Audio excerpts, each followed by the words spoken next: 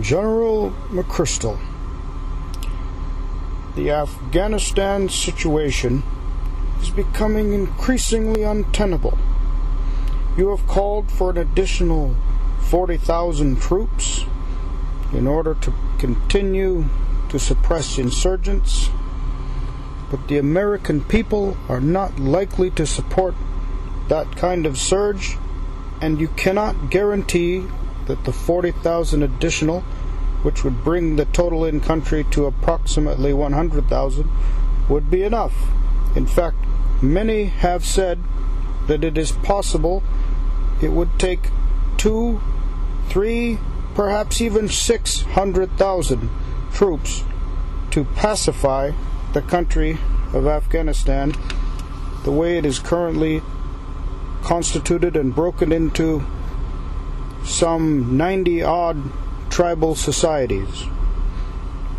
What can you say to this? George, I agree that for full pacification, only 100,000 would not be enough. It would take probably 300,000 to 600,000 to completely pacify the country of Afghanistan. Pacification, though, is not the goal. The goal is stabilization of the Karzai regime. Some have talked about creating a remote strike capability, pulling our troops out of harm's way on the ground into remote outposts capable of doing unmanned or long-range missile strikes or ballistic strikes without putting troops in harm's way. This would not be enough to protect the Karzai regime. And let me tell you, protecting the Karzai regime is what gives us the best chance to protect the current Pakistani government, which right now is somewhat working with us to suppress Al-Qaeda and the Taliban within the borders of Pakistan, which we do not occupy currently, nor do we want to. The game is to preserve the peace by occupying Afghanistan so we can prevent nuclear war beginning should the extremists take over in Pakistan. Okay, you answered the remote strike question I was going to ask, and you have preempted, and I understand under your theory remote strike wouldn't be enough to preserve the governments. I will give you that. However, continuing troop surges and loss of American life to protect what is viewed by many as a corrupt Karzai regime seems to be an untenable, unsustainable policy for years to come. Is preserving those governments so important? And I would agree that we need to keep allies in the Pakistan government. But is preservation of the Karzai government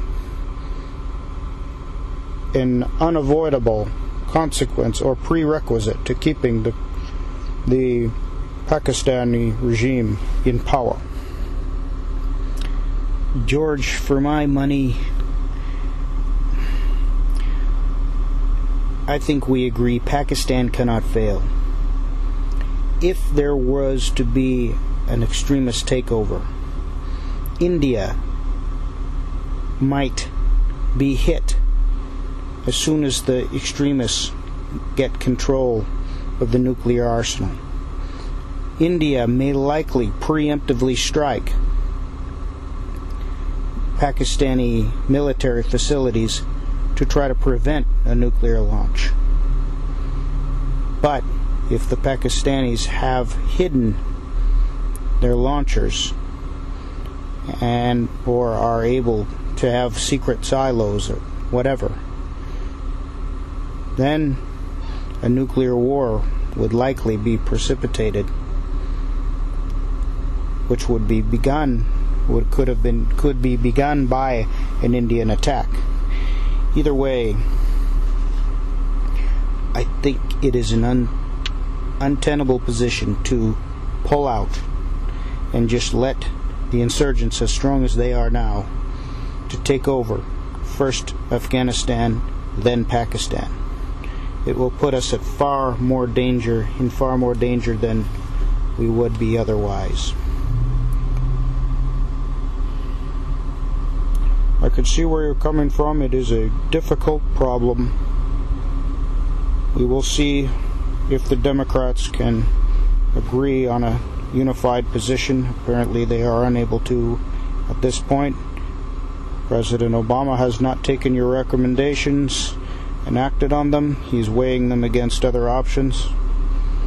Famously in 1951 or 2, General MacArthur was fired by President Truman for insisting on the permission to cross into Chinese territory to stop the source of attacks that were coming across the border into the Korean territories.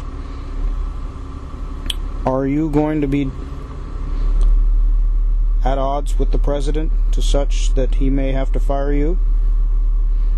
Well, I hope that the president will take my recommendations and in the short term stabilize this government in Afghanistan and also secure our troops. If we are able to move in larger numbers with better cover, not leave our outposts vulnerable to attack, where these insurgents have been able to organize larger numbers of people to mount attacks, we will be able to see that better. I think we will become safer, not less safe, by putting more troops in country.